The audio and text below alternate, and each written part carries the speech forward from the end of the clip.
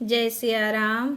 लक्ष्मी नारायण भक्ति चैनल में आप सभी भक्तों का स्वागत है। आज हम 42वां सर्ग बालकांड वाल्मीकि रामायण अंशुमान और भागीरथ की तपस्या तथा गंगा जी को धारण करने के लिए शंकर जी को राजी करना। श्री राम सगर की मृत्यु के बाद अंशुमान राजा बने।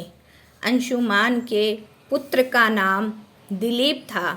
अब उसे ही अपना राज्य देकर अंशुमान हिमालय पर तपस्या करने चले गए और 32,000 वर्षों तक तप करने के बाद स्वर्ग प्राप्त किया।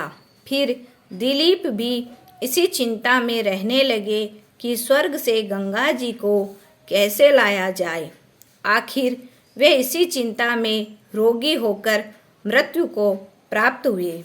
दिलीप के पुत्र का नाम भागीरथ था। रघुनंदन भागीरथ के कोई संतान न थी। यद्यपि उनके मन में पुत्र प्राप्ति की इच्छा थी, फिर भी वे राज्य की रक्षा का भार मंत्रियों पर सौंपकर गंगा जी को धरती पर उतारने का प्रयत्न करने लगे। इसके लिए उन्होंने 1000 वर्षों तक घोर तपस्या की। उनके तप से ब्रह्मा जी ने प्रसन्न होकर उनसे कहा, नरेश्वर, तुम कोई वर मांगो। तब भागीरथ ने हाथ जोड़कर उनसे कहा, यदि आप इस तपस्या का मुझे कोई अच्छा फल देना चाहते हैं तो सगर पुत्रों को मेरे हाथों से गंगा जी का जल प्राप्त हो। देव, मैं संतान के लिए भी प्रार्थना करता हूँ ताकि हमारे कुल की परंपरा कभी नष्ट न हो। मेरे द्वारा मांगा गया उत्तम वर संपूर्ण इक्ष्वाकु वंश पर लागू होना चाहिए।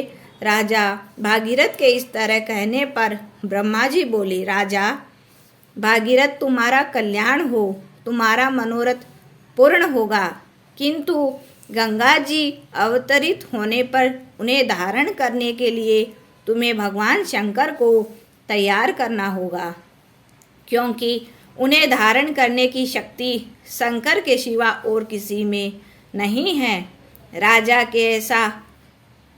से ऐसा कहकर उन्होंने भगवती गंगा से भी भागीरथ पर अनुग्रह करने के लिए कहा और वहाँ से स्वर्गलोक चले गए।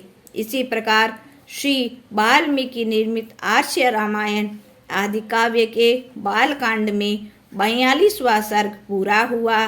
जय सिया राम। जय जय सिया राम।